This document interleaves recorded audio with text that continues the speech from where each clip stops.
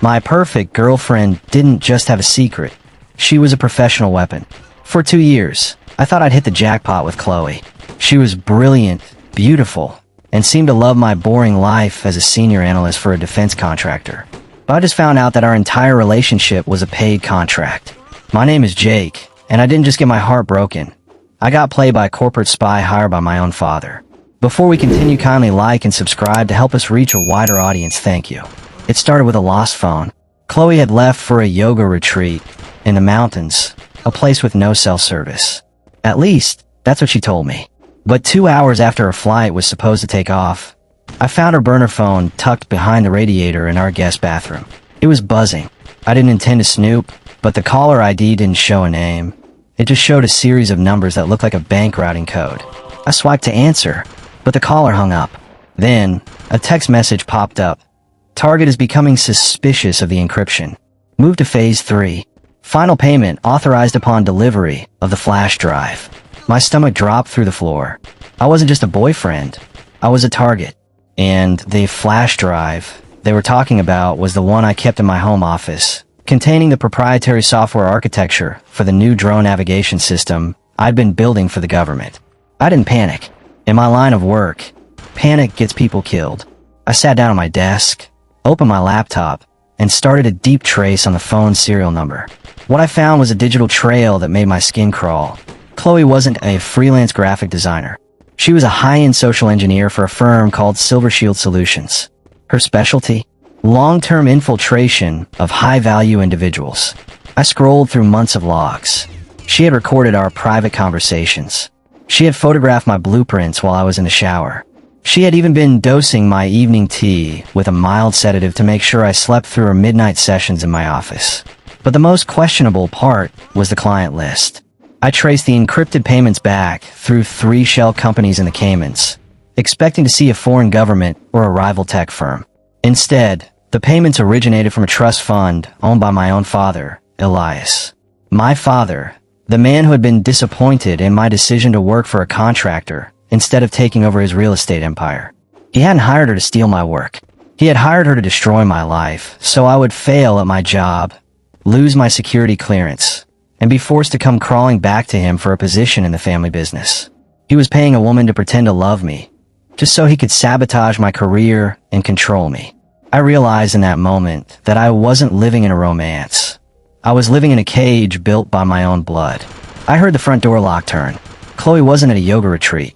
She had doubled back, probably realizing she'd forgotten her burner phone. I didn't close the laptop. I didn't hide. I stood in the middle of the living room, holding the burner phone, and waited for the woman I thought I was going to marry to walk through the door. When she saw me, her face didn't crumble. She didn't cry. She just sighed, dropped her bags, and looked at me with those cold, professional eyes I had never seen before.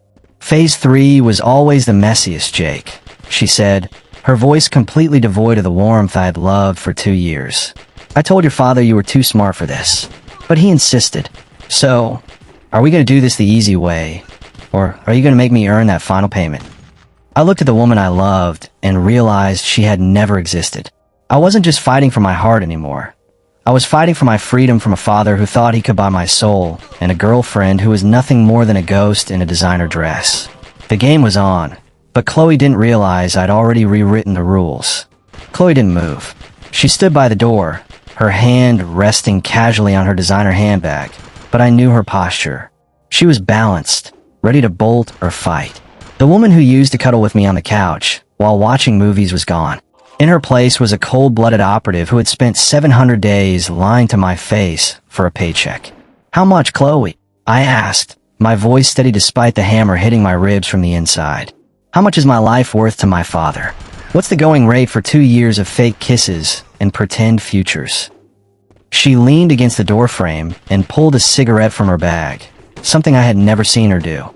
6 figures a year, plus a completion bonus, she said, lighting it and exhaling a cloud of smoke. Don't take it personally, Jake. You're a great guy. Truly. Most of my targets are arrogant pricks or basement-dwelling creeps. You were a vacation. But the contract is the contract. The sheer coldness of it was a physical blow. She talked about our relationship like it was a plumbing job she'd finished. She told me how she had researched my type before we ever accidentally met at that coffee shop in DC. She knew I liked girls who were into obscure 90s indie rock. She knew I had a soft spot for rescued greyhounds. She had built a person out of my search history and walked into my life wearing her skin. The flash drive, Jake, she said, flicking ash onto my hardwood floor. Give it to me, and I'll tell your father you caught me and threw me out. You can tell your bosses it was a domestic dispute. You keep your clearance, I keep my bonus, and we never see each other again. If you don't, I've already planted evidence on your work laptop. One call to the FBI, and you're looking at 10 years for mishandling classified data. Your father will save you with his high-priced lawyers, of course, but your career in defense will be dead. You'll be back in his office by Monday morning, answering his phones. She was good. She had me boxed in. If I fought her, I lost my career. If I gave in, I became my father's slave. But Chloe made one fatal mistake. She assumed I was just a boring analyst. She didn't realize that in defense contracting, we don't just build systems. We build fail-safes. I'm not giving you the drive, Chloe, I said, walking toward the kitchen. I picked up my laptop and turned it toward her. And you're not calling the FBI. I hit a key, and a video started playing. It wasn't the drone software. It was a live feed of my father's private study. I had hacked his home security the second I realized the payments were coming from his trust. On the screen, my father was sitting at his desk, talking to a man I recognized as a senator on the Armed Services Committee. They were discussing the very drone project I was working on, specifically how my father was planning to use inside information from my project to short sell the stock of my company before the government contract was even announced. See, Chloe, while you were busy dosing my tea, I was busy securing my perimeter. I told her, my father isn't just trying to control me. He's committing insider trading on a federal level. And since you're the one delivering the data to him, that makes you a co-conspirator in an espionage and securities fraud case. Chloe's eyes narrowed. The smoke from her cigarette trailed up past her face, which was finally losing its professional calm. You're bluffing. You wouldn't take down your own father. You'd lose everything. I've already lost everything. I snapped. I lost my girlfriend. I lost my trust in my family. And I'm standing in a house that feels like a tomb. The only thing I have left is the truth. Now, here's what's going to happen. You're going to stay in this house. You're going to call my father, and you're going to tell him Phase 3 is complete. You're going to tell him to meet you at the harbor office tonight for the handover. If you try to run, or if you try to warn him, this video and the entire digital trail of your Silver Shield contract goes to the Department of Justice. I walked closer to her, stopping just inches away. I could still smell the perfume I had bought her for our anniversary. It was sickening. You wanted to earn your bonus, Chloe. Now you're going to earn your freedom. You're going to help me take down the man who hired you. Or you can go to prison for him. Your choice. She looked at me for a long time. I saw the gears turning, the operative calculating the new odds. Finally, she crushed the cigarette out on the wall. Fine, she whispered. But for the record, Jake, I really did like the Greyhound. Shut up, Chloe, I said. Pick up the phone. The harbor was freezing. A sharp, salty wind cut through my coat as I sat in the shadows of an empty shipping crate, watching the headlights of my father's Mercedes cut through the fog. Chloe was standing by the edge of the pier, looking exactly like the devoted, efficient employee she had been paid to be. She had the flash drive in her hand. Actually a blank stick I'd loaded with a virus that would mirror my father's entire hard drive to my private server the moment he plugged it in. I watched through a pair of digital binoculars as the car door opened. My father, Elias, stepped out. He looked immaculate. As always, his silver hair perfectly styled, even in the damp air. He didn't look like a man meeting a spy. He looked like a king coming to collect his tribute. Do you have it? I heard his voice crackle over the directional mic I had pointed at them. I have it, Chloe said, her voice steady. But Jake is a mess, Elias. He's broken. He thinks I'm leaving him because he's a failure. He's currently sitting in a bar downtown, drinking himself into a stupor. My father actually laughed. It was a dry, hollow sound that made my skin crawl. Good. He needs to hit rock bottom. It's the only way he'll learn that the world outside my shadow is a cold, unforgiving place. He was never meant for that analyst life. He's a billionaire's son. It's time he started acting like it. He reached out and took the drive from her. He didn't ask if I was okay. He didn't ask how his son was handling the breakup. He just tapped the drive against his palm like it was a winning lottery ticket. "You did well, Chloe," Elias said. "The final wire transfer will hit your account in the morning.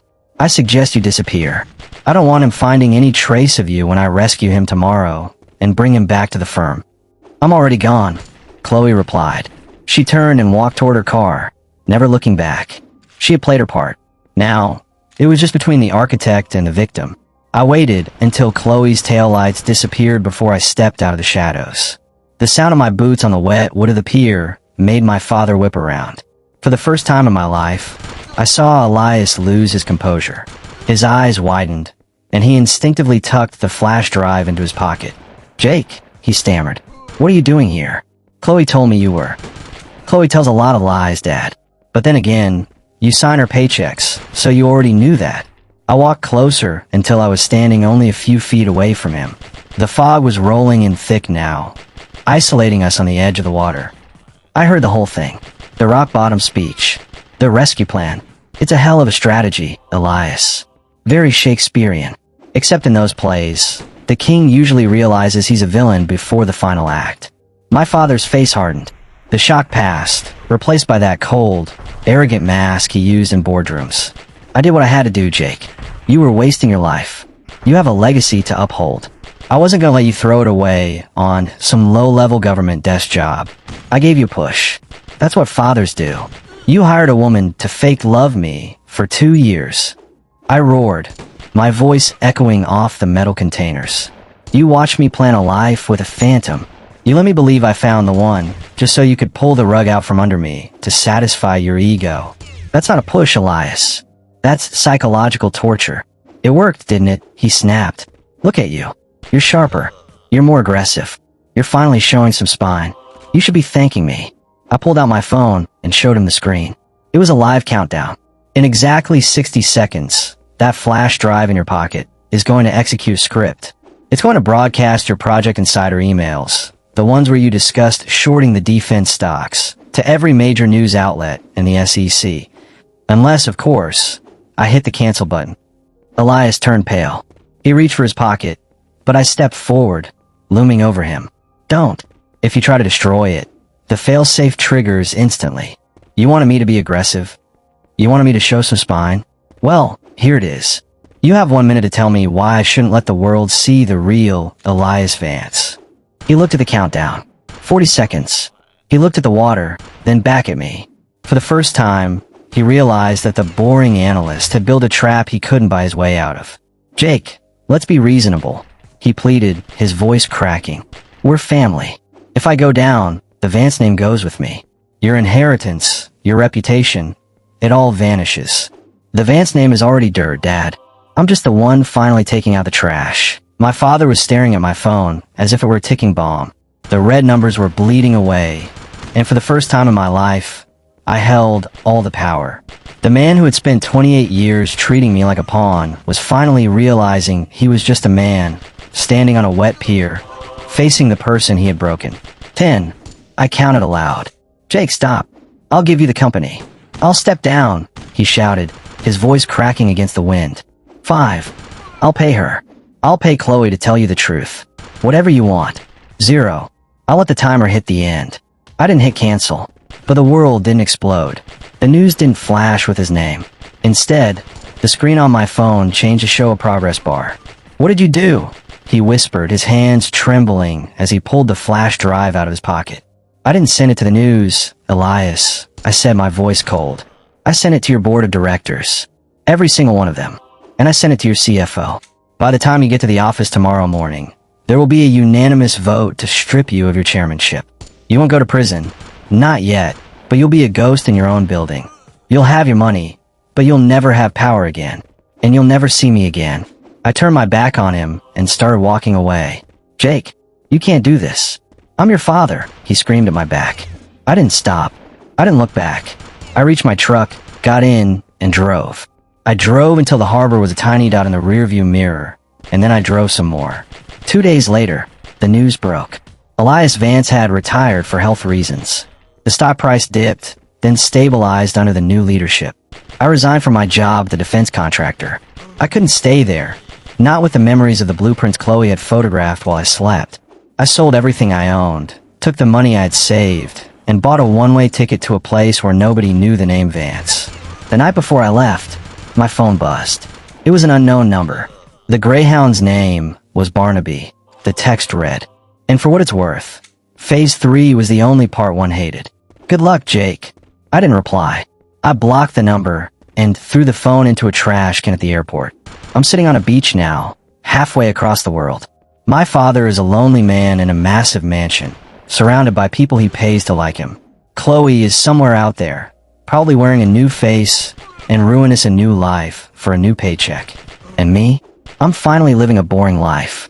No spies, no billionaire fathers, no secrets. Just the sun, the sand, and the knowledge that I'm the only person who gets to decide who Jake Vance is. The mask is off, and for the first time, I actually like the face underneath.